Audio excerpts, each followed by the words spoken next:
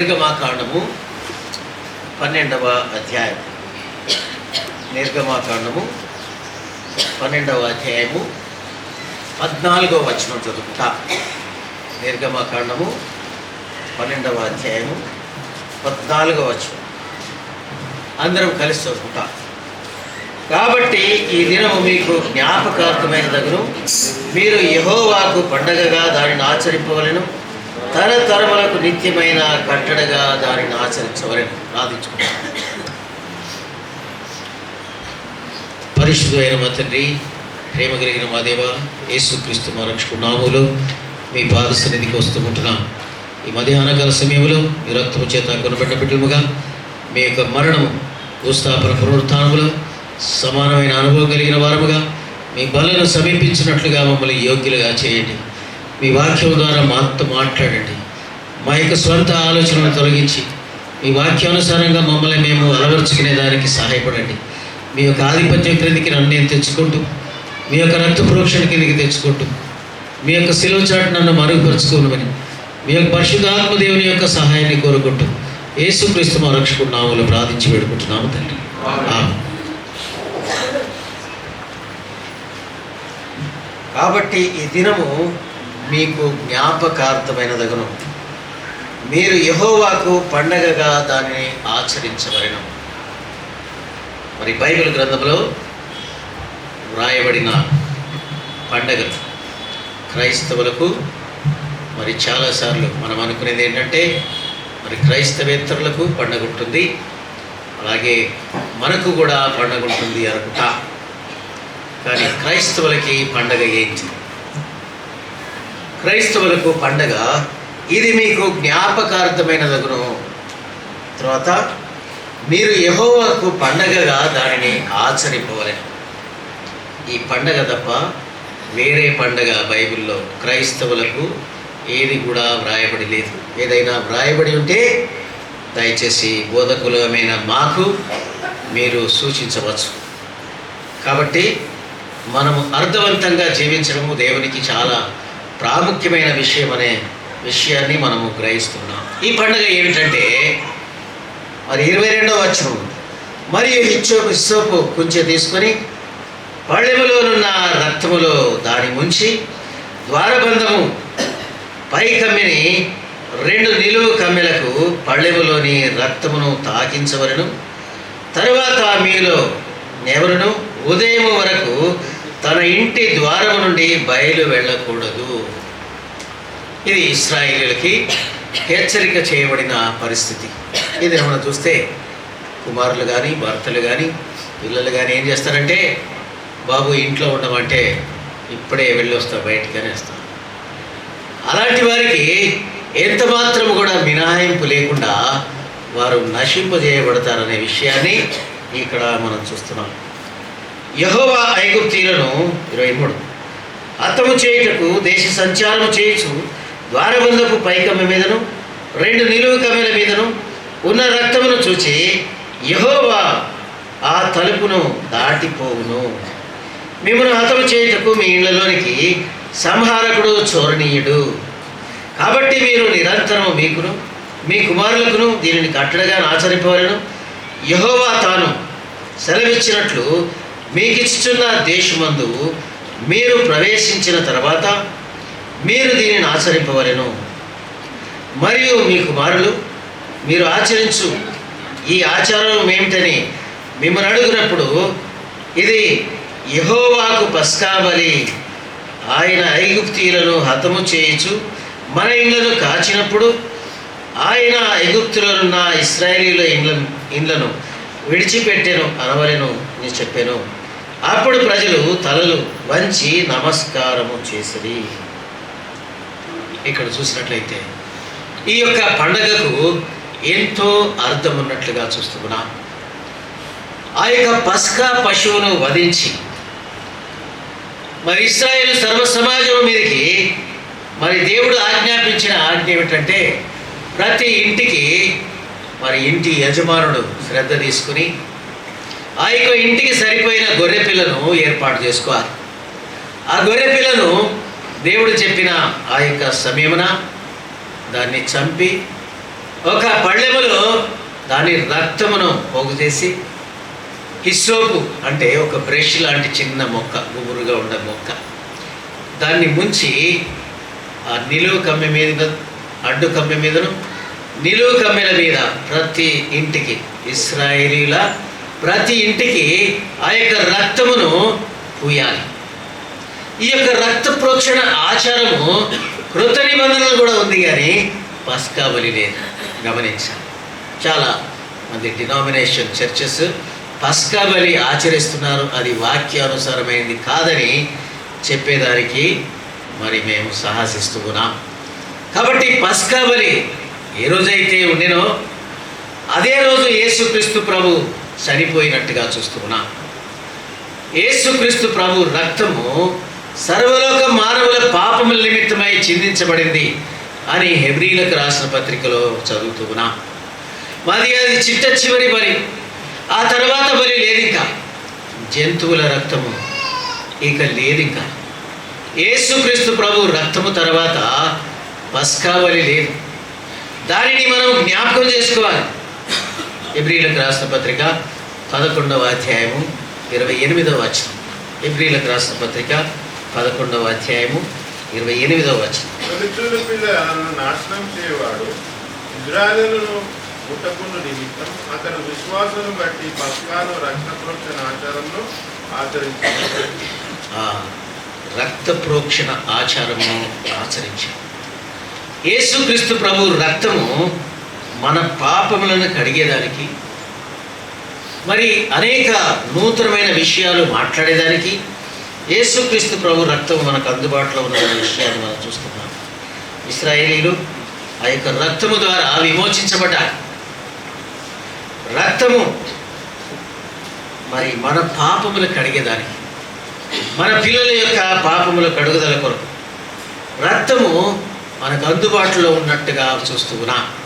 కాబట్టి ఇది మీకు జ్ఞాపకార్థమైనదిగా ఉండవలెను. బల్లపైన ఉంచబడిన మరి ఆ యొక్క సుగుణములలో ఒకటేమో యేసుక్రీస్తు ప్రభు శరీరం అనే సుగుణం ఉంది, రెండవది ఆయన రక్తం అనే సుగుణం ఉంది. అంటే ఇవి సింబాలికల్, అంటే గుర్తుగా చేయబడినట్లుగా చూస్తూ ఉన్నాం. కానీ బైబిల్లో ఎక్కడ కూడా మీరు వెళ్ళి ఒక గొర్రె పిల్లను తీసుకొని రండి, దాన్ని సంహరించండి, ఆ యొక్క రక్తాన్ని ద్వారబంధం మీద పొయ్యమని క్రొత్త నిబంధనలో ఎక్కడ కూడా ఆ యొక్క ఆచారం లేదు. మరి ఈ యొక్క ఆచారం ఏంటి? దీనిని ఆచరించవలెను. సంఘములోనికి చేర్చబడిన తర్వాత ప్రభు వల్ల యొక్క ఆచారం మనకుంది. అపోస్తుల బోధ, సహవాసము, రొట్టె విరుచుట, ప్రార్థన చేయుట అనే సంఘ క్రమం క్రిందికి మనమందరము రావాలని దేవుడు కోరుతున్నాడు. ఆ యొక్క పస్కా బలి అర్పించబడిన ఆ యొక్క దినమనే యేసుక్రీస్తు ప్రభు శిలువలో మరణించినట్లుగా చూస్తూ ఉన్నాం. కాబట్టి ఇక్కడ చూసినట్లయితే పండగ ఆచరించే విషయంలో డిసెంబర్ 25 ఆ యొక్క పండగ చరిత్రలో ఉన్నది, కానీ యేసుక్రీస్తు ప్రభు జన్మించిన దినం కాదు. అంత మాత్రాన మనము మరి యేసుక్రీస్తు ప్రభు జన్మించలేదని చెప్పలేము. లోకమంతటా మరి క్రైస్తవ లోకస్తులు ఆచరిస్తున్నారు కాబట్టి సువార్త ప్రకటించేదానికి దాన్ని మనము ఆసరా తీసుకునే సువార్త ప్రకటిస్తూ ఉన్నాం. కానీ మనం తెలుసుకోవాల్సిన విషయం ఏంటి? యేసుక్రీస్తు ప్రభు మరణించినాడు, ఆయన రక్తము కార్చినాడు సర్వలోక మానవుల పాపముల నిమిత్తమై. ఇది మన పిల్లలకు మనము గుర్తు చేసి చెప్పాలి. పిల్లలకి మీరు యెహోవాకు పండగగా దానిని ఆచరించవలెను, తరతరములకు నిత్యమైన కట్టడగా దానిని ఆచరించవలెను.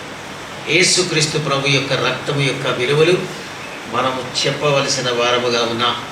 కాబట్టి యేసుక్రీస్తు ప్రభు యొక్క మరి మరణమును గూర్చిన వార్త మన యొక్క పిల్లలకి, మన యొక్క తరము వారికి మనము చెప్పవలసిన వారముగా ఉన్నాం. కాబట్టి మరి యొక్క పండుగ ఏమిటి అంటే, మరి రోమన్ క్యాథలిక్కులు క్రైస్తవులతో చేసిన ఒక కాంప్రమైజ్, ఒక ఒడంబడిక అని చెప్పచ్చు. ఆ యొక్క లోకము యొక్క ఆచారము ఒడంబడికను మనం వదిలి పక్కకు రావాలి అనే విషయాన్ని మనము గ్రహిస్తూ ఉన్నాం. 3వ శతాబ్దములో జరిగిన ఈ యొక్క కాంప్రమైజ్, మరి అనేక రకములైన కాంప్రమైజ్లు జరుగుతాయి, రాజీ పడతారు. భార్యాభర్తలు కాంప్రమైజ్ అయినారు. అబ్రహాము షారాయి కాంప్రమైజ్ అయ్యి ఇక మనకు దేవుడు పిల్లల్నివ్వడు. కాబట్టి షారాయి ఏమన్నదంటే, దాసితో నేను వెళ్ళినట్లయితే ఆమెకు జన్మించిన పిల్లలే మన పిల్లలు అని అనుకునేలాగా మరి షారాయి అబ్రహాముతో కాంప్రమైజ్ అయింది. తద్వారా లోకములోనికి ఎంతో గొప్ప తప్పిదాన్ని వారు ఆహ్వానించిన వారుగా ఉన్నారు. రాజకీయ నాయకులు కాంప్రమైజ్ అవుతారు, రెండు పార్టీల వారు కాంప్రమైజ్ అయ్యి మరి ఆస్తిని పంచుకొని తింటారు. తర్వాత మరి ప్రేమికులు కాంప్రమైజ్ అవుతారు, తల్లిదండ్రులు కాంప్రమైజ్ అవుతారు, స్నేహితులు కాంప్రమైజ్ అవుతారు. కాంప్రమైజ్ ద్వారా ఏదో ఒక విపత్తు జరుగుతుందనే విషయాన్ని మనము తప్పక జ్ఞాపకం చేసుకోవాలి అనే విషయాన్ని మరి దేవుని వాక్యము ద్వారా మనవి చేస్తుంటున్నాం. అలా చేయడం ద్వారా వారు ఏం చేశారంటే ఒక విగ్రహారాధనను ప్రవేశపెట్టారు. లోకములోనికి విగ్రహారాధనను ప్రవేశపెట్టారు. అక్కడ సూర్యవంశం స్టార్ట్ అయింది. Suryavamsham, sun god festival, Sunday కూడా దాని ద్వారానే వచ్చింది, రవివార్ అనేది. ఆ యొక్క సూర్యవంశం అంటే పేగన్ ఫెస్టివల్ అంటారు దాన్ని. ఆ పేగన్ ఫెస్టివల్ అంటే మరి కాన్స్టంటైన్ ఏం చేశారంటే మరి క్రైస్తవులతో రోమన్ క్యాథలిక్కులు ఇదివరకే వారు బబులోను ప్రాక్టీసెస్ కలిగి ఉన్నారు, వారితో కాంప్రమైజ్ చేశారు. మీ కొన్ని పద్ధతులు, మా కొన్ని పద్ధతులు కలిసి ఈ యొక్క పండుగను ఆచరిస్తాం. అక్కడ ఏమైంది అంటే మరి అసలైన విషయము మిస్ అయిపోయింది. అసలైన విషయం ఏంటి? యేసుక్రీస్తు ప్రభువులో ఉండే సరళత మిస్ అయిపోయింది.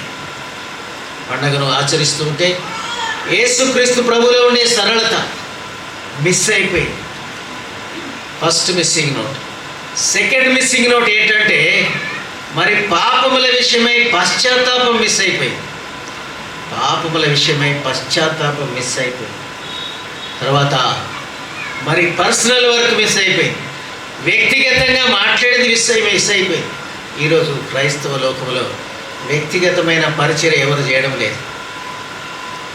ఎవరు ఎక్కడ పోతే నాకెందుకు, నేను మాత్రం రక్షించబడ్డాను చాలు, నా బైబిల్ పట్టుకొని నేను గుడికి పోయి వాళ్ళ ఇంటికి వస్తాను, ఎవరు ఎక్కడ పోతే నాకే. మనుషులు క్రైస్తవులు ఎలా కనబడుతున్నారంటే ముఖం పైన ఎలాంటి జాలి, దయ, కనికరం లేదు. సింప్లిసిటీ మిస్ అయిపోయింది. మరి కొంతమంది చూస్తే మరి పేలాలు కానీ వేస్తే ఏగిపోతాయి ముఖం చూస్తే, అంత కఠినమైన ముఖం ఉంటుంది. యేసుక్రీస్తు ప్రభులో ఉండే సరళత మిస్ అయిపోయింది. ఈ దినమున పండగ ఆచరిస్తున్నావు కానీ యేసుక్రీస్తు ప్రభువును మరి ఉండే సరళత వెళ్ళిపోయింది. కొంతమంది అయితే మరి పండగను ఆచరించే స్థలంలో క్రీస్తు ప్రభు అనే దగ్గర ఎక్స్ పెడుతున్నారు. ఎక్స్ అంటే నో అన్నమాట. నో, యేసుక్రీస్తు ప్రభువును ఆచరించడం అదొక ఫ్యాషన్ అనుకుంటున్నారు. లేకపోతే పండగ పేరు ఎందుకు చెప్తలేవు బ్రదర్ నీవు అంటే నాకు కొన్ని భయాలు ఉన్నాయి. ఆ యొక్క భయాల గురించి మీకు చూపించాలి. ప్రకటన గ్రంథం 22వ అధ్యాయం 18వ వచనం. ఈ గ్రంథమందున్న ప్రవచన వాక్యములను విను ప్రతి వారికి నేను సాక్ష్యం ఇచ్చినదేమనగా, ఎవడైనా వీటిలో మరి ఏదైనా కలిపినట్లా ఈ గ్రంథములో వ్రాయబడిన తెగుళ్ళు దేవుడు వారికి కలగజేయును. ఇదొక భయం. ఎవడైనా నీ ప్రవచన గ్రంథము వాక్యమందున్న వాక్యములలో ఏదైనా తీసివేసినట్లా దేవుడి గ్రంథములో వ్రాయబడిన జీవవృక్షములను పరిశుద్ధ పట్టణంలోని వారికి పాలు లేకుండా చేయును. ఈ భయము నాకున్నది కాబట్టి నేను ఆ పండగ పేరు విలువ. అది బైబిల్లో లేదు. మరి మీ యొక్క వ్యక్తిగతానికి ఆ యొక్క మరి విజ్ఞతకు నేను వదిలేస్తున్నా. మీరు పండగల పేరు ఉచ్చరిస్తారా లేదా అనేది అది మీ ఇష్టం. నాకైతే ఈ రెండు భయాలు ఉన్నాయి కాబట్టి నేను ఉచ్చరించాను ఆ యొక్క పండగ పేరు. కాబట్టి యేసుక్రీస్తు ప్రభు జన్మించిన విషయము ఖచ్చితము, ఆయన జన్మించాడు. కానీ పరిశుద్ధాత్మ దేవుడు ఎందుకు రాయలేదు అంటే దేవుని యొక్క గొప్ప ఉద్దేశం ఉండొచ్చు. కానీ మరణ దినము ఖచ్చితంగా యేసుక్రీస్తు ప్రభుల వారి యొక్క మరణ దినము ఆయన వ్రాశాడు. ఆయన మరణ దినము వ్రాసించాడు. కాబట్టి ఆయన మరణించిన దినము ఏ దినము అంటే పస్కా బలి అర్పించిన ఆ యొక్క దినం. పస్కా పండుగ రోజు ఆయన మరణించాడు. ఈ యొక్క పస్కా పండుగ ద్వారా నీకేమొచ్చింది, నాకేమొచ్చింది? రక్తము ద్వారా మనకు పాప విమోచన కలిగింది. రక్తము ద్వారా పాప క్షమాపణ కలిగింది. మరి హేబేలు కంటే మరి శ్రేష్టముగా పలుకు ప్రోక్షణ రక్తము యొద్దకు మీరు వచ్చి ఉన్నారు. హెబ్రీయులకు రాసిన పత్రిక 12:24. దయచేసి ఎవరైనా తీసిన వారు చదవండి. హెబ్రీయులకు రాసిన పత్రిక 12:24. కొత్త నిబంధనకును మధ్యవర్తి అయిన యేసునొద్దకును హేబేలు కంటే మరి శ్రేష్టంగా పలుకు ప్రోక్షణ రక్తమునకును మీరు వచ్చి ఉన్నారు. హేబేలు కంటే మరి శ్రేష్టముగా పలుకు ప్రోక్షణ రక్తము యొద్దకు మీరు వచ్చి ఉన్నారు. ఇక్కడ ఏముందంటే మన పాపముల యొక్క విడుదల ఉంది, పాప క్షమాపణ ఉంది, దోష నివారణ ఉంది. మనకు మన పిల్లలకు మన సంతానానికి పాప విమోచనం ఉంది. యేసుక్రీస్తు ప్రభు యొక్క రక్తము, అందులో శక్తి ఉంది. పాప క్షమాపణ, దోష నివారణ. మరి తరతరములకు అది పండగగా ఆచరించవలెను. ఇది మీ పిల్లల పిల్లలకు మరి ఇది మీకు ఆచారముగా ఉండవలెను. ఇది యెహోవాకు పస్కా బలి అంటున్నాడు. మరియు మీ కుమారులు మీరు ఆచరించు ఈ ఆచారం ఏమిటని మిమ్మల్ని అడిగినప్పుడు ఇది యెహోవాకు పస్కా బలి.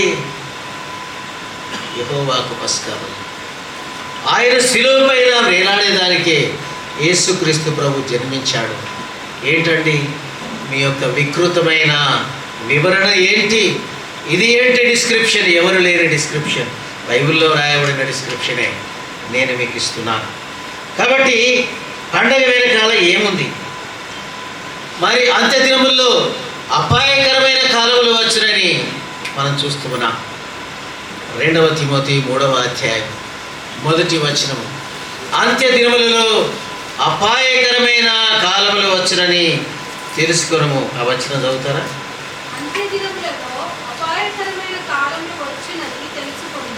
అంత్య దినములలో అపాయకరమైన కాలములు వచ్చునని తెలుసుకొనుము. అంత్య దినములలో అపాయకరమైన కాలములు. ఈ యొక్క అపాయకరమైన కాలం ఏంటి? ఏంటి అపాయకరమైన కాలములు? 3వ అధ్యాయము 1వ వచనములో అపాయకరమైన కాలములు. మనుషులు స్వార్థప్రియులు, ధనాపేక్షకులు, బింకములాడువాడు, అహంకారులు, దూషకులు, తల్లిదండ్రులకు అవిధేయులు, కృతజ్ఞత లేని వారు, అపవిత్రులు, అనురాగరహితులు, అతిద్వేషులు, అపవాదకులు, అజితేంద్రియులు, క్రూరులు, సజ్జన ద్వేషులు, ద్రోహులు, మూర్ఖులు, గర్వాంధులు, దేవుని కంటే సుఖానుభవను ప్రేమించువారు. మరి అంత్యదినముల్లో వచ్చే ఈ యొక్క అపాయకరమైన కాలములు. మరి 1 తిమోతి 2వ తిమోతి 3వ అధ్యాయము, 2వ తిమోతి 4వ అధ్యాయము 3వ వచనం. 2వ తిమోతి 4వ అధ్యాయము 3వ వచనం. ఎందుకనగా జనులు హితబోధనను సహింపక దురద చెవులు గలవారి తమ స్వకీయ దురాశలకు అనుకూలమైన బోధకులను తమ కొరకు పోగు చేసుకుని. దయచేసి గమనించండి. హితబోధను సహించక ఒక అపాయకరమైన విషయం. అంత్యదినముల్లో అపాయకరమైన విషయం ఏంటంటే క్రైస్తవులు బైబిల్ చదవడం లేదు. అర్థమైందా? క్రైస్తవులు బైబిల్ చదవడం లేదు. మరి ఇంకా కొన్ని సంఘముల్లో చూస్తే పాస్టర్ చెప్పడమే కానీ బైబిల్ ఎవరు చదవడం లేదు. ఇంటి దగ్గర కూడా చదవడం లేదు. హితబోధను సహింపక తమ కొరకు మరి కల్పనా కథలు ఏర్పరచుకున్నారట. చూడండి 4వ వచనం, 2వ తిమోతి 4:4.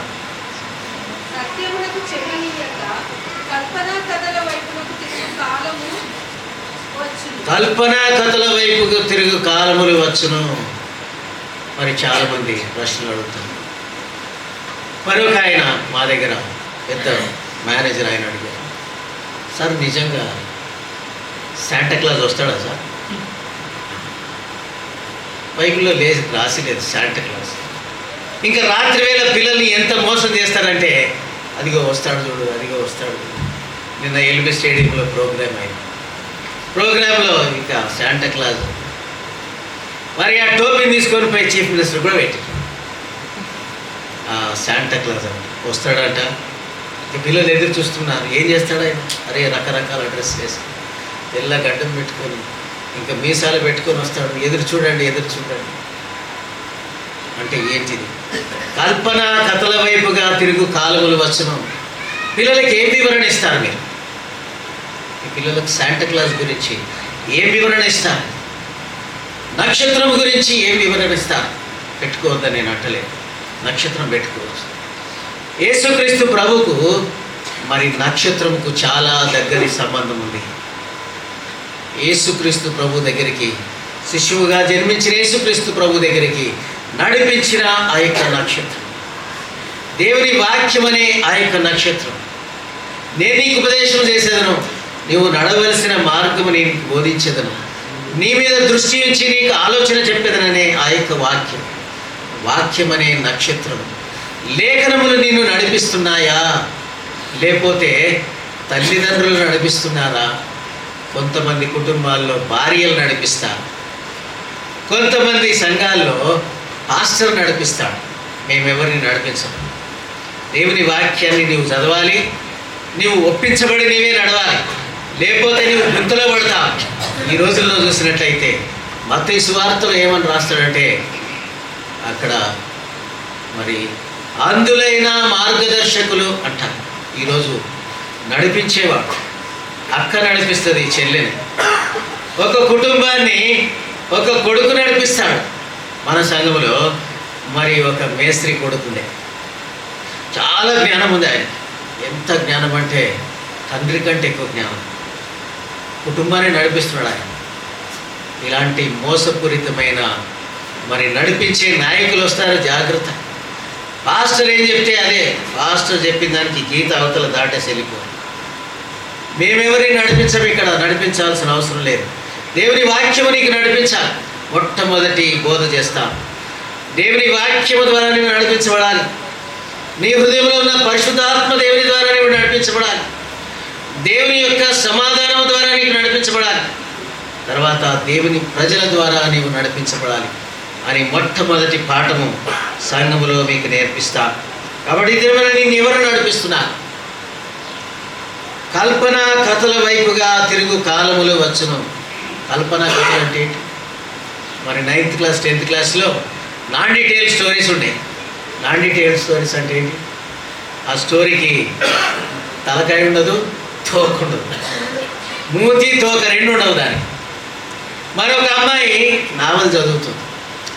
నావల్ చదివి ఏడుస్తూ ఉంది ట్రైన్లో.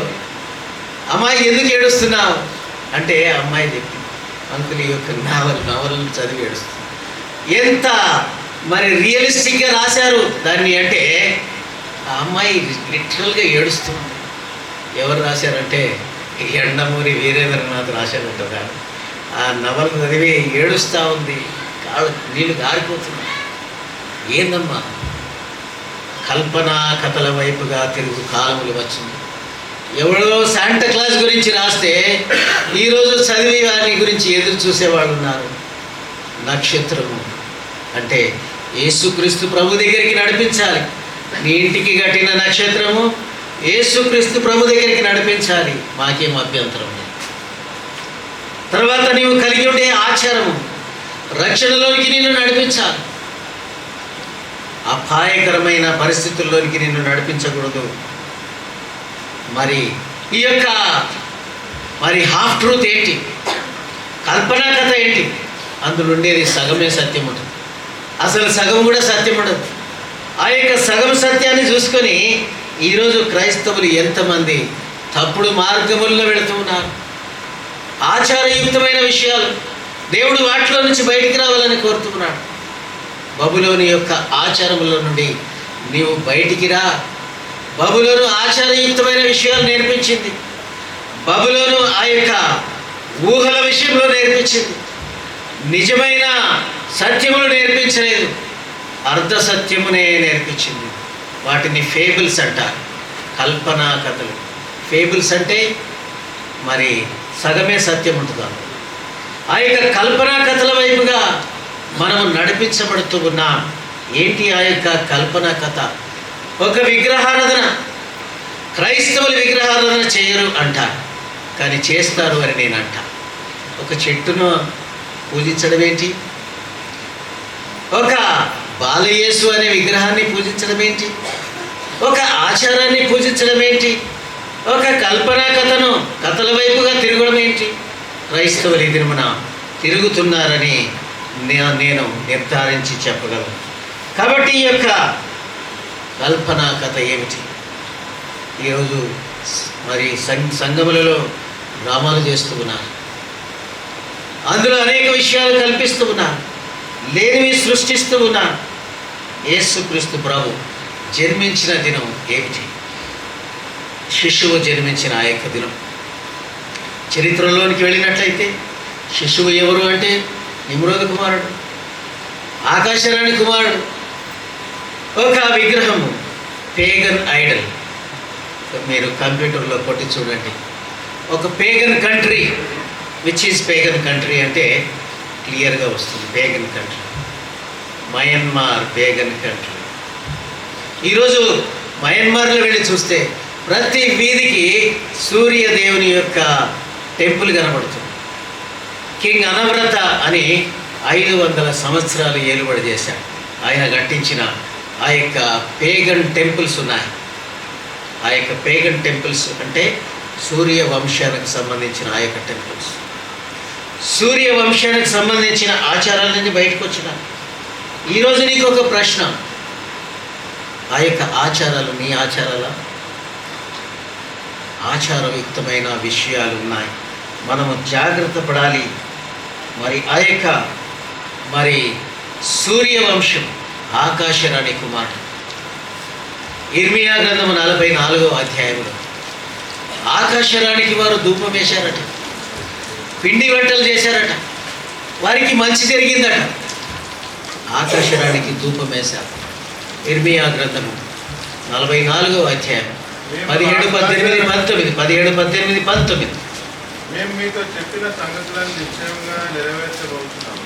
మేము మా పితరులను, మా రాజులు, మా అధిపతులను యూదా పట్టణంలో యెరూషలేము వీధుల్లోనూ చేసినట్లే ఆకాశరానికి ధూపం వేయడము, ఆమెకు పానాత్మను అర్పించము. ఏలైనగా మేము అలాగ చేసినప్పుడు మాకు ఆహారం సమృద్ధిగా దొరికను, మేము క్షేమంగానే ఉంటుంది, ఏ కీడును మాకు కలగలేదు.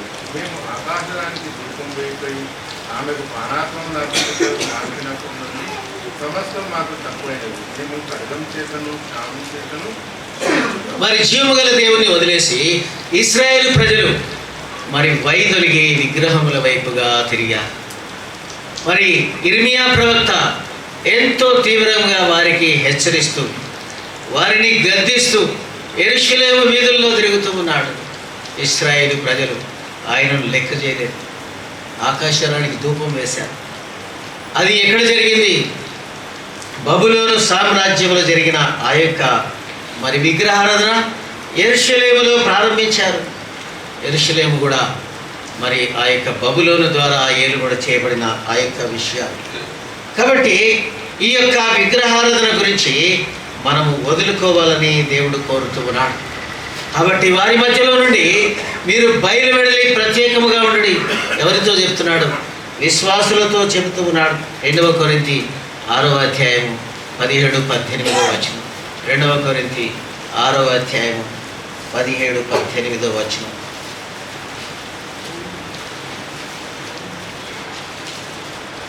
దేవుని ఆలయంలో విగ్రహం ప్రయోగింపనిక మనం జీవగల దేవుని ఆలయమై ఉన్నాము. అందుకు దేవుడు ఎలా సెలవిస్తున్నాడు, నేను వారిలో నివసించి సంచరించను, నేను వారి దేవుడై ఉండును, వారు నా ప్రజలై ఉండును. దేవుడు మన మధ్యలో నివసించి సంచరించాలి అంటే వారి మధ్యలో నుండి మనం బయలువెడలి ప్రత్యేకముగా ఉండాలి. ఎందుకు? మీరు జీవము గల దేవుని యొక్క ఆలయమై ఉన్నారనియు, మీలో ఉన్న పరిశుద్ధాత్మ దేవునికి ఆలయమై ఉన్నారని మీరు ఎరుగరా? ఇది చాలా ప్రాముఖ్యమైన విషయం.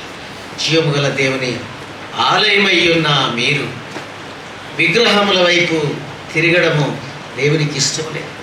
చాలామందికి మరి ఏమంటారంటే చాలా ఘనంగా చేయాలండి, చాలా గ్రాండ్గా చేయాలి, ఫెస్టివల్ గ్రాండ్గా ఆచరించాలి, గొప్పగా చెప్పుకోవాలి. మరి ఆ యొక్క బబులోన్లో ఉన్నవారు కూడా అదే చేశారు. మనము దేవుని విడిచిపెడదాం, మన పేరు సంపాదించుకుందాం, మనం ఫలించి విస్తరించకుండా ఒక్కచోటే ఉందా. ఆదికాండం 11వ అధ్యాయం అంతా అదే. మనం పేరు సంపాదించుకుందాం, చెదిరిపోకుండా ఉందా. దేవుని ఉద్దేశం ఏంటి? చెదిరిపోవాలి.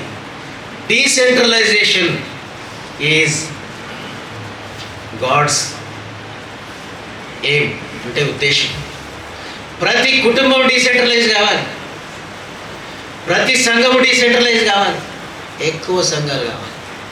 కుటుంబములు పూర్తిగా మరి డీసెంట్రలైజ్ అంటే సెపరేట్ అయిపోవాలి. 4 కుమార్తెలు ఉంటే 4 కుమార్తెలకు పెళ్లి చేసి పంపించాలి, 4 దిక్కులుగా. 4 కొడుకులు ఉంటే 4 దిక్కులుగా పంపించేయాలి. ఎందుకు? నోవహు పంపించాడు కాబట్టి నువ్వు కూడా పంపించాలి. నోవహు భార్య అనేటదేమో, ఎందుక ఉన్నారు 3, ఇంత స్థలం ఉంది, ఒకరు ఈ పక్క, ఒకరు ఆ పక్క, ఒకరు ఆ పక్క చెప్పొచ్చుగా. లేదు. నోవహు కుమారులను పిలిచి ఆజ్ఞాపించాడు. దేవుడు ఆజ్ఞాపించాడు. ఆదికాండం 9వ అధ్యాయంలో మీరు ఫలించి అభివృద్ధి పొంది భూమిని నింపుడు అన్నాడు. కాబట్టి పెద్దోడా, నీవు పాశ్చాత్య దేశంలోకి వెళ్ళిపో. చిన్నోడా, నీవు ఐరోపా ఖండానికి వెళ్ళిపో. వారి వారి భార్యలను తీసుకొని ప్రయాణం వెళ్ళిపోయినారు. ఫ్లైట్లు ఉన్నాయో లేదో తెలియదు, మరి పడవలు ఉన్నాయో తెలియదు. ఒక ఆయన ఐరోపాకి వెళ్ళిపోయాడు, ఒక ఆయన మరి పాశ్చాత్య దేశాలకు వెళ్ళిపోయినాడు, ఇంకొక ఆయన మధ్య తూర్పు దేశాల్లో ఉండిపోయాడు.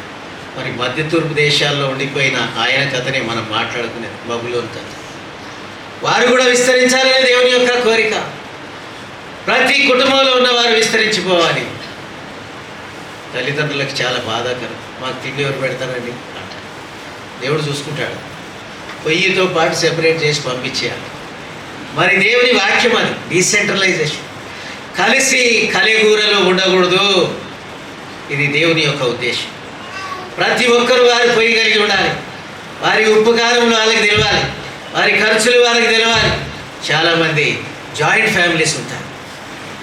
ఫ్యామిలీస్ ఎదగనివ్వకుండా, వారికి జ్ఞానం లేకుండా, తమంతట తాము జీవించకుండా, తమంతట తాము వారిపైన వారు ఆధారపడకుండా, దేవునిపైన ఆధారపడకుండా తల్లిదండ్రులు అడ్డంకులుగా ఆటంకులుగా ఉంటారు. ఫలించి విస్తరించాలి అంటే చెదిరిపోవాలి. చాలామందికి ఈ విషయం అభ్యంతర కారణంగా ఉంటుంది. కాబట్టి దేవుని యొక్క ఉద్దేశం ఫలించి అభివృద్ధి పొంది భూమిని నింపాలి. కాబట్టి గ్రాండ్గా సెలబ్రేట్ చేయాలి. పెండ్లి కూడా గ్రాండ్గా చేయాలి. పైసలు చాలు కాబట్టి గ్రాండ్గా చేయాలి. మరి ఈరోజు గ్రాండ్గా ఏం చేస్తున్నారు? చర్చ్ యానివర్సరీలు గ్రాండ్గా చేస్తున్నారు. ఎవరు? హెబ్రోను సంఘాలు చర్చ్ యానివర్సరీ చేస్తున్నారు. సిగ్గుపడాలి. అందుకే వీడియో చేస్తున్నా వాళ్ళతో. సిగ్గుపడవలసిన సంగతుల యందు వారు అతిశయపడుతూ ఉన్నారు. ప్రత్యేకముగా ఉండాలి అంటే ఆచారం నుంచి బయటికి రావాలి. గలతీయులకు రాసిన పత్రిక 4వ అధ్యాయం 9 నుంచి 11 వరకు. మీరు దేవుణ్ణి ఎరిగిన వారును మరి విశేషముగా దేవుని చేత ఎరగబడిన వారునయ్యుండి బలహీనమైనవి నిష్ప్రయోజనమైన మూల పాఠముల వైపు మళ్ళా తిరగనేరా, మరలా వాటికి దాసులై ఉండగోరనేలా మీరు దినములను, మాసములను, సంవత్సరములను, ఉత్సవ కాలములను యానివర్సరీ చేస్తున్నారండి. మన పితరులు భయపడని దేవుళ్ళకి పితరులు చేయని యానివర్సరీలు హెబ్రోను సంఘముల్లో చేస్తున్నారు. సిగ్గుపడాలని మేము కోరుతూ ఉన్నాం. యేసుక్రీస్తు ప్రభుల వారు ఆచారములను వదులుకొని బయటికి రమ్మన్నాడు. నేను మిమ్మల్ని అంగీకరించాలి అంటే ఆచారములు వదిలేసి బయటికి రండి. దినములు, మాసములు, సంవత్సరములు. తర్వాత కొలస్సీలకు రాసిన పత్రిక 2:16. కొలస్సీలకు రాసిన పత్రిక 2:16 ఎవరైనా చదవండి. కాబట్టి అన్న అన్నపానముల విషయంలోనైనను పండుగ అమావాస్య విశ్రాంతి దినముల అను వాటి విషయంలోనైనను మీకు తీర్పు తీర్చిన ఎవరికి అన్నపానముల విషయములనైనను పండగ అమావాస్యల విషయములనైనను తీర్పు తీర్చుటకు ఎవరికి అవకాశం ఇవ్వకుడి. ఎక్కడ పోయినారంటే ఫంక్షన్ పోయినా, దావత్ పోయినా. ఏం దావత్ అది? ఏం దావత్? దినాలు చేసిన దావత, పండగ చేసిన దావత, యానివర్సరీ దావత, దేవునికి లెక్క చెప్పాలి. రక్షించబడిన విశ్వాసులు ప్రతి ఒక్కరం ఏమి లేదు, తినొచ్చిన అంతే కదా అంటావా? ప్రభువుని ఆరాధించేది వదిలేసి దావత్తు పోతున్నావు కాబట్టి దానికి లెక్క చెప్పాలి. లెక్క చెప్పాలని దేవుడు కోరుతూ ఉన్నాడు. కాబట్టి మరి విశ్వాసులమైన మనం ఎందుకు డబ్బులు ఎక్కువైపోయినాయి, సంఘములలో డబ్బులు ఎక్కువైపోయినాయి, యానివర్సరీ మీటింగ్స్. మరి ఏం చేయమంటారు కదా? పాత రోజుల్లో యానివర్సరీ మీటింగ్స్ లేవండి. ఏమున్నాయి? చర్చ్ రిట్రీట్ ఉంది, గాస్పుల్ ప్రీచింగ్స్, గాస్పుల్ మీటింగ్స్ ఉన్నాయి. మరి ఇప్పుడు ఎందుకు యానివర్సరీలు వచ్చినాయి? మరి సంఘం యొక్క విలువలు మర్చిపోయినారు. సంఘాలు కూలుతూ ఉన్నాయి. ఎందుకు? పునాదులు కూలిపోయినాయి. క్రీస్తు పైన, క్రీస్తు యేసు పైన పునాదులు కట్టబడకుండా మరి స్వంత బోధలు వచ్చేసినాయి. తెలివిమంతులు ఎక్కువైపోయినారు. హైలీ ఇంటలెక్చువల్స్ సంఘంలోనికి వచ్చారు కాబట్టి సంఘములు పాడవుతున్నాయి అనే విషయాన్ని మనవి చేస్తూ ఉన్నాం. డబ్బులు ఎక్కువ ఇచ్చేవాళ్ళు వచ్చారు, ప్రార్థన చేసేవాళ్ళు తక్కువైపోయినారు. డబ్బులు ఇచ్చేవాళ్ళు ఎక్కువైపోయినారు. వాచ్మెన్ని ఒక బుక్ రాశాడు, అందరూ చదవాలి, మాస్టర్ సీక్రెట్స్ ఫర్ ప్రేయర్ అని. అందులో ఏమని రాశాడంటే, ధనిక సంఘాలు ఒంటె సూది బెద్దములో దూడడం సులభము సులభము కానీ ధనవంతుడు దేవుని రాజ్యములో చేరడము దుర్లభము. ధనిక సంఘాలు దేవుని రాజ్యములో దూరడము దుర్లభము అనే విషయాన్ని వాచ్మెన్ గారు రాస్తాడండి. మనం ఆదర్శంగా తీసుకోవాలి. ధనిక సంఘాలుగా మనము మారినట్లయితే దేవుని రాజ్యములో మనము ప్రవేశించలేరమని దేవుని వాక్యం చెప్తుంది. ఘనంగా చేస్తామా? ఘనంగా చేస్తామా? గ్రాండ్గా చేస్తామా? లూకా సువార్త 16వ అధ్యాయము 15వ వచనం. లూకా సువార్త 16వ అధ్యాయము 15వ వచనం.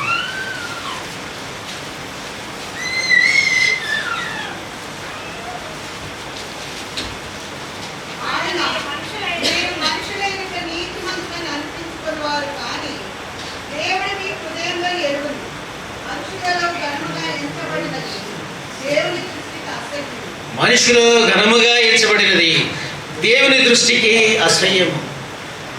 ఏమిటండి మీరు క్రైస్తవులు 3 గంటలు ఆ దేవుని ఆరాధించేది, కింద కూర్చొని ఆరాధించేది. ఘనంగా చేయాలండి. ఘనంగా పైసలు ఉన్నాయిగా, ఘనంగా కుర్చీలు వస్తాయి, డబ్బులు వస్తాయి, అన్నీ వస్తాయి. ఫోన్ చేస్తే, ఆర్డర్ చేస్తే అన్నీ వస్తాయి. ఏంటి ఘనంగా చేసేది? దేవుని ఘనపరిచేదే మన ప్రాముఖ్యత. కానీ మనల్ని మనం ఘనపరచుకోవడము, ఒక ఈవెంట్ కనపరచడము దేవుని యొక్క ఉద్దేశము కాదు. మరి పండగ ఆచరించేదానికి ఎక్కడైనా మీకు ఏదైనా వాక్య భాగం దొరికితే మీరు మాకు చెప్పినట్లయితే మా పద్ధతి మార్చుకుంటా. దయచేసి దాని గురించి మీరు స్వేచ్ఛ తీసుకొని మాతో పంచుకోవాలి. మరి పిల్లలకి మంచి సమయం ఇవ్వాలంటే ఎక్కడండి?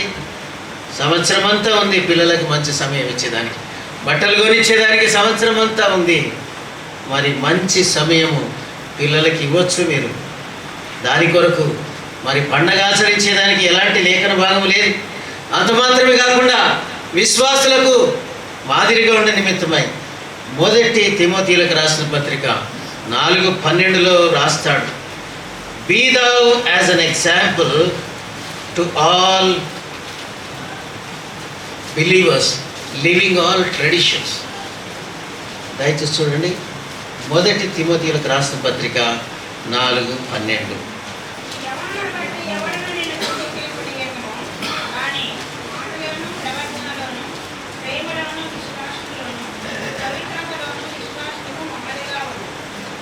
నాలుగు 12లో చూసినట్టయితే, యవనమును బట్టి ఎవడును నేను ధృవీకరింపనీయకము కానీ మాటల్లోనూ, ప్రవర్తనలోనూ, ప్రేమలోనూ, విశ్వాసములోనూ, పవిత్రతలోనూ విశ్వాసులకు మాదిరిగా, అన్యులకు మాదిరిగా రాసిలేదు. విశ్వాసులకు మాదిరిగా మేము యవనస్తులుగా ఉన్న దినాల్లో అంటే దాదాపుగా 30 సంవత్సరముల క్రితం. మరి ఒకరికొకరు చెప్పుకునేవారు, దేవుని వాక్యం ఎవరు చేస్తారు, వాక్యానుసారంగా ఎవరు జీవిస్తారు, దేవుని చిత్తాన్ని ఎవరు చేస్తారు. ఒక కాంపిటీషన్ లెవెల్లో వెళ్ళేవాళ్ళు. Competition level. ఎవరైనా వాక్యానుసారంగా జీవించకపోతే వారిని సెకండ్ క్లాస్ బిలీవర్స్గా ట్రీట్ చేసేవాళ్ళు. ఎవరైతే వాక్యాన్ని నెరవేరుస్తారో, దేవుని చిత్తాన్ని ఎవరు చేస్తారు, ఉద్యోగం గురించి అయినా, సేవ గురించి అయినా, పెళ్లి గురించి అయినా, దేవుని చిత్తాన్ని ఎవరైతే కనుక్కుంటారో మరి వారి కొరకై కాంపిటీషన్లో వెళ్ళేవాళ్ళు. కాంపిటీషన్. ప్రభు నీతో మాట్లాడారు.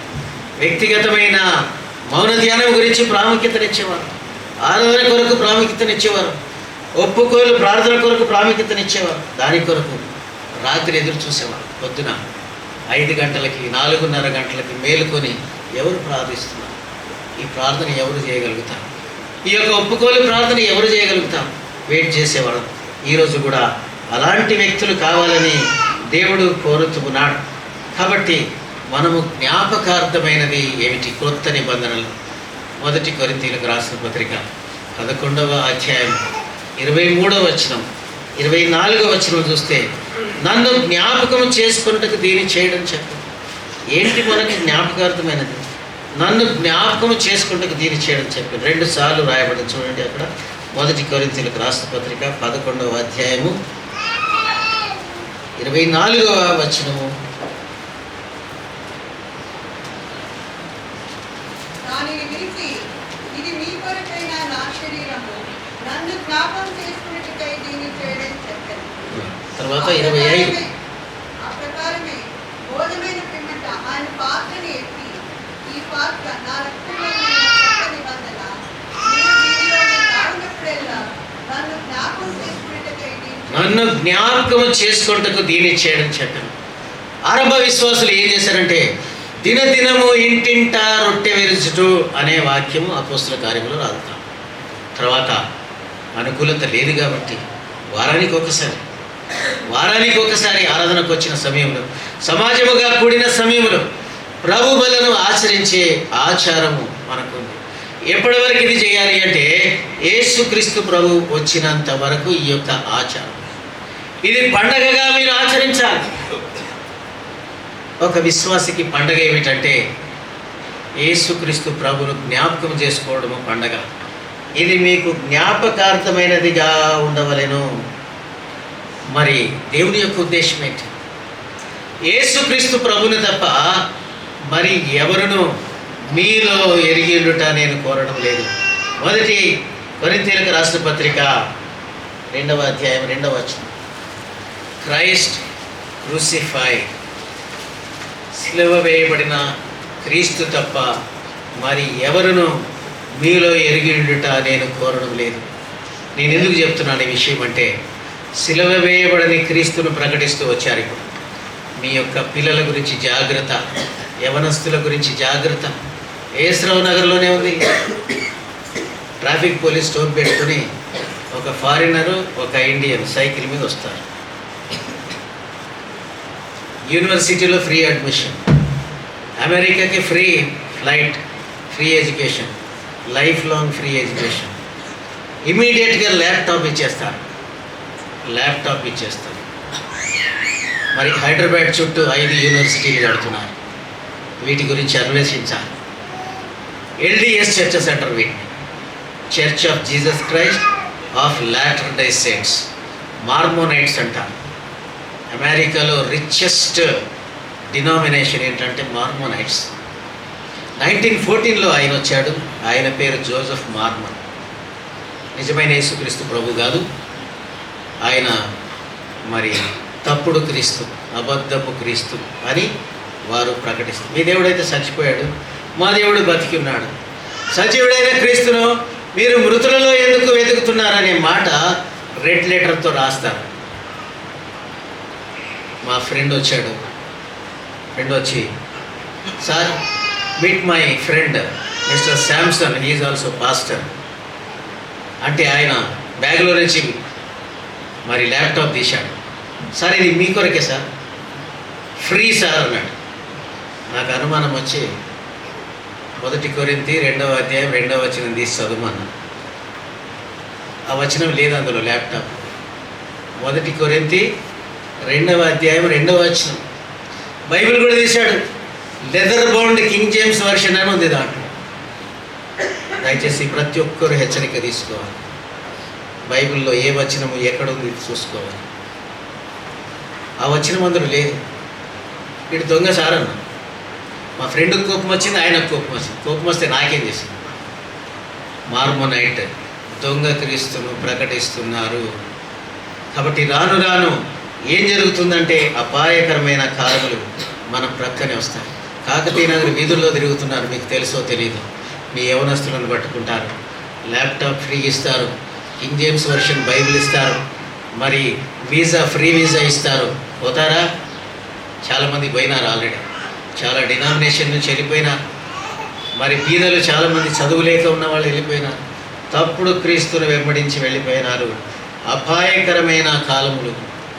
యేసుక్రీస్తు ప్రభు ఈ లోకంలో ఉన్న దినముల్లో ఎప్పుడు మాట్లాడిన విషయం ఏంటంటే, నేను యెరూషలేముకు వెళ్ళాలి, నేను అక్కడ మరి ప్రధాన యాజకుల చేత పట్టబడాలి, నేను చంపబడాలి అనే దాని గురించే మాట్లాడాడు. యేసుక్రీస్తు ప్రభు జన్మము, ఆయన మరణమును ప్రకటిస్తుంది అనే విషయాన్ని ఈ దినమున మీకు తెలియజేస్తూ ఉన్నా. నేను మరణించాలి, సమాధి చేయబడాలి, నేను తిరిగి రావాలి, తిరిగి లేవాలి, పరలోకానికి ఆరోహణం అయిపోవాలి. ఏ రీతిగా నేను వెళుతున్నానో అదే రీతిగా నేను తిరిగి రావాలి. Christ is born to die. ఎంతమంది యాక్సెప్ట్ చేస్తారు? క్రైస్తవులు అనబడిన వారు, ప్రొటెస్టెంట్స్ చాలామంది యాక్సెప్ట్ చేయరు. ఏమయ్యా, శుభ సమయంలో చావు వార్త చెప్తా ఏంటి? బైబిల్ చెప్తుంది ఆ మాట. Christ is born to die. ఆ యొక్క జ్ఞానులు ప్రదర్శించారు. ఈయన చనిపోయేదానికి, సమాధిలో పెట్టబడేదానికి జన్మించిన దైవత్వము అనే విషయాన్ని ఈరోజు దైవత్వముగా పూజించని వారు వచ్చారు. తప్పుడు సిద్ధాంతాలు బయటకు వచ్చినాయి. వారు ఏమని ఛాలెంజ్ చేస్తున్నారంటే, ఒరిజినల్ బైబిల్ మీ చేతుల నుంచి త్వరగా మాయం చేస్తాం. ఎట్లా మాయమవుతుంది తెలుసా? బైబిల్ని మరి సాఫ్ట్వేర్లో పెట్టేశారు, మరి స్క్రీన్ మీదకి తీసుకొస్తున్నారు. ఎవరి చేతుల్లో బైబిల్ లేకుండా చేస్తున్నారు. బైబిల్ చదవాలి అంటే స్క్రీన్ మీద చదవాలి, చేతుల్లో బైబిల్ లేకుండా చేస్తున్నారు. జాగ్రత్త పడాలి. నేను గోవాలో సంఘము స్థాపించడానికి వెళ్ళాను 1980లో. ఆరంభ సంఘాలు గోవాలో నేనే స్థాపించేదానికి వెళ్ళాను. 2 సంఘములు స్థాపించబడ్డాయి. మరి దాదాపుగా 1994 వరకు రెగ్యులర్గా దాదాపు చాలాసార్లు వెళ్ళాను. ఒక్కొక్కరిని కలిపేదానికి, ఈవీఎస్ కండక్ట్ చేసేదానికి, సంఘములు స్థాపించేదానికి వెళ్ళాను. తర్వాత 2014లో వెళ్ళాను. 2014లో వెళ్తే మన సంఘములోనికి వెళ్తే అక్కడ కొత్త రకమైన ఆరాధన స్టార్ట్ అయింది. ఇక్కడ ఒక 5 మంది ఆడపిల్లలు గిటార్ పట్టుకొని నిలబడ్డారు. ఇక్కడ ఒక 5 మంది మగపిల్లలు గిటార్ పట్టుకొని నిలబడ్డారు. మరి స్క్రీన్ పైన మరి సాంగ్స్ డిస్ప్లే అవుతున్నాయి. డాన్ మోయిన్ సాంగ్స్ పాడుతున్నారు వాళ్ళు. డాన్ మోయిన్ సాంగ్స్ ఎవరు పాడతారు అంటే ఫేత్ మూమెంట్ వాళ్ళు పాడతారు. వాక్యానుసారంగా స్క్రిప్చర్ సెట్ మ్యూజిక్ కాదు అది. వాళ్ళ ఓన్ ట్యూన్ పెట్టి ఓన్ సాంగ్స్, హిల్ సాంగ్స్ పాడుతుంటారు. అవి క్రిస్టియానిటీస్లోనికి రావడానికి ఎంత మాత్రం అనుమతించకూడదు. కాబట్టి రకరకాల మన ఎష్కోల్ గ్రూప్లో కూడా పెట్టారు. బెన్నీ అని ఒక ఆయన ఉన్నాడు. మరి ఆయన ఎవరు అవలంబిస్తారు? మన సంఘములు ఎవరైనా అవలంబిస్తారా? అలాంటివన్నీ మనం చూడకూడని విషయాలు. తలకు ముసుగు లేకుండా పాడతారు, వాక్యానికి విరుద్ధంగా జీవిస్తారు. మరి వేరే దేశంలోనికి వెళ్ళి దేశం స్టైల్ అంటారు. బైబిల్ అన్ని దేశాలకు ఒకటే బైబిల్, దేశం స్టైల్ కాదండి. కాబట్టి మనము గమనించాలి యేసుక్రీస్తు ప్రభు యొక్క జన్మ. వాట్ ఈస్ కాంట్రిబ్యూటింగ్, మనకు ఎలాంటి మరి విషయాలు నేర్పిస్తుంది? బైబిల్ ఏమని నేర్పిస్తుంది? ఖచ్చితంగా ప్రతి ఒక్కరు బైబిల్ చదవాలి. బైబిల్లో వ్రాయబడినవి తప్ప వేరే ఏవి కూడా మనం ఆచరించేదానికి వీల్లేదు. కాబట్టి ఏమి ఆచారం, ఎవరో ఆచారం, ఫ్రెండ్స్ ఆచారం, ఆఫీసులో బాస్ ఆచారమా, లేకపోతే కలీగ్స్ ఆచారమా? ఎవరు ఆచారం? ఆచారయుక్తమైన విషయాల్లో ఒక విశ్వాసి పాలు పొందేదానికి వీల్లేదు. ఎందుకు? నీవు యేసుక్రీస్తు ప్రభు శరీరంలో రక్తములో పాలు పొందినంత వరకు నీవు అన్య ఆచారాల్లో పాలు పొందేదానికి ఎంత మాత్రము చూడలేదు. జనముల ఆచారములు వ్యర్థములు, రకరకాల ఆచారాలు చేస్తున్నావు. నీవు ఆచరించే ఆచారం బైబిల్లో ఉందా లేదా చూసుకోవాల్సిన బాధ్యత నీది. పరిశుద్ధాత్మ దేవుని అడగాల, పరిశుద్ధాత్మదేవ, ఈ విషయం బైబిల్లో రాయబడింది, నీవు నాకు నేర్పించు. ఒకవేళ ఉన్నట్లయితే నేను పాటిస్తాను, లేకపోతే పాటించను. రక్షించబడిన వ్యక్తికి 3 విషయాలు ఇవ్వబడ్డాయి. ఒక యాత్రికుని ప్రయాణం గురించి మరి నేను చాలా చదివాను. ఒక యాత్రికుడు ప్రయాణించి వెళుతుంటే రక్షణ గోడల మధ్యలోనికి వస్తాడు. మరి సిలువ వేయబడిన యేసుక్రీస్తు ప్రభు దృశ్యం దగ్గరికి వస్తాడు. అంతకుముందే సువార్థికుడు భావసూచకుడు అనేక విషయాలు చెప్పాడు. నాకు చెప్పబడిన విషయాలు, వివరించబడిన విషయాలన్నీ ఈ యొక్క సిలువ వేయబడిన యేసుక్రీస్తు ప్రభువులో కనబడుతున్నాయి. ఆయన పెదవులపైన దయారసమనే మాటలు కనబడ్డాయి. ఆయన జాలి కలిగిన హృదయం కనబడుతుంది. పరమ పట్టణానికి ఈయననే రాజు అని పడింది. ఆయన దినమున సిలువలో వేలాడుతూ ఉన్నాడు. నా పాపముల కొరకే ఈయన వేలాడుతున్నాడు అని ఆ యొక్క యాత్రికుడు స్మరణ చేస్తూ తన చేతులు పిడికిలు బిగించి ఎంతో కృతజ్ఞతతో కళ్ళనీళ్ళు రాలుతున్నాడు. ఈ పరమ ప్రభువే నా రక్షణ కొరకై మరణించాడు, నా పాపముల నిమిత్తమై సిలువేయబడ్డాడు. ఆయన చేతులలో కాళ్ళలో మేకులు కొట్టబడ్డాయి. రక్తసిక్తమైన ఆ యొక్క మోమును చూసి ఈ యొక్క యాత్రికుడు కళ్ళనీళ్ళు రాలుతూ ఉన్నాడు. యాత్రికుడు ఎలా వచ్చాడంటే వీపున బహు చెడ్డ భారంతో వచ్చాడు. ఆ యొక్క శిలువపై చూడగా ఆయన ఒప్పించబడ్డవాడుగా, ఓ దేవా నేను పాపిని, నన్ను కరుణించని చెప్పడం ప్రారంభించాడు. నీ రక్తములో నా పాపలు కడుగుమని చెప్పాడు. వెంటనే తన వీపున ఉన్న ఆ యొక్క చెడ్డ భారం ఊడిపోయి మరి కింద పడిపోయి గొప్ప లోయలోనికి పడిపోయింది. ఎన్నడూ ఆ యొక్క పాప భారాన్ని చూడలేదు. ఇంకా మరి 3 దూతలు వచ్చారు. మొదటి దూత ఆ యొక్క మురికి వస్త్రములన్నీ తీసేసి రక్షణ వస్త్రములు ధరింపజేశాడు. యెషయా గ్రంథం 61:10 ఆ యొక్క రక్షణ వస్త్రం గురించి రాయబడింది. రెండవ దూత ఆయనకు చేతికి కాగితపు చుట్టనిచ్చాడు. ఈ యొక్క చుట్ట గురించి, రక్షణ వస్త్రముల గురించి పరమ పట్టణం దగ్గర గవిని దగ్గర నీవు లెక్క చెప్పాలి సుమా. మూడవ దూత ఆయన నొసటకు ముద్ర కొట్టాడు. ఆ ముద్ర ఎఫెసీలకు రాసిన పత్రిక 1వ అధ్యాయం 13వ వచనములో మీరును సత్యవాక్యమును అనగా మీ యొక్క రక్షణ సువార్తను విని క్రీస్తునందు విశ్వాసం ఉంచి వాగ్దానము చేయబడిన ఆత్మ చేత మీరు ముద్రించబడితిరి అని వ్రాయబడిన ఆ యొక్క ముద్ర. నీవు రక్షించబడిన దినమున దేవునితో ఒక అగ్రిమెంట్ చేశావు. కన్నిటితో దేవునితో మాట్లాడినావు. ఓ దేవా నేను పాపిని అన్నావు. నీ రక్తములో నా పాపలు కడుగుమని అడిగినావు. నా హృదయంలోనికి రమ్మని అడిగినావు. ఆ దినమున ఎవరొచ్చారు నీ హృదయంలోనికి? పరిశుద్ధాత్మ దేవుడు వచ్చాడు. మర్చిపోయినావా?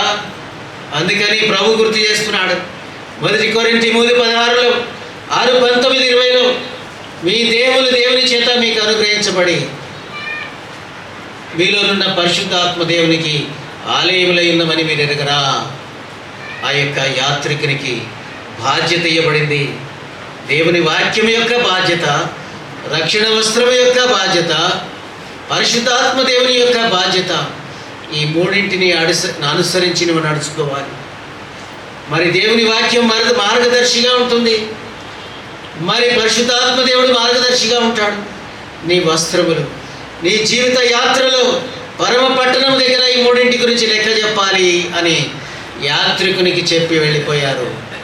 ఈరోజు ఆ యొక్క యాత్రికుడు నీవు లెక్క చెప్పాలి. పరమ పట్టణం దగ్గర మాకు లెక్క చెప్పాల్సిన అవసరం లేదు. పరమ పట్టణం దగ్గర రక్షణ వస్త్రముల గురించి నీవు లెక్క చెప్పాలి. దేవుని వాక్యము గురించి నువ్వు లెక్క చెప్పాలి. పరిశుద్ధాత్మ దేవుని గురించి లెక్క చెప్పాలి. నీవెవరైనా సరే మాకు నిమిత్తం లేదు.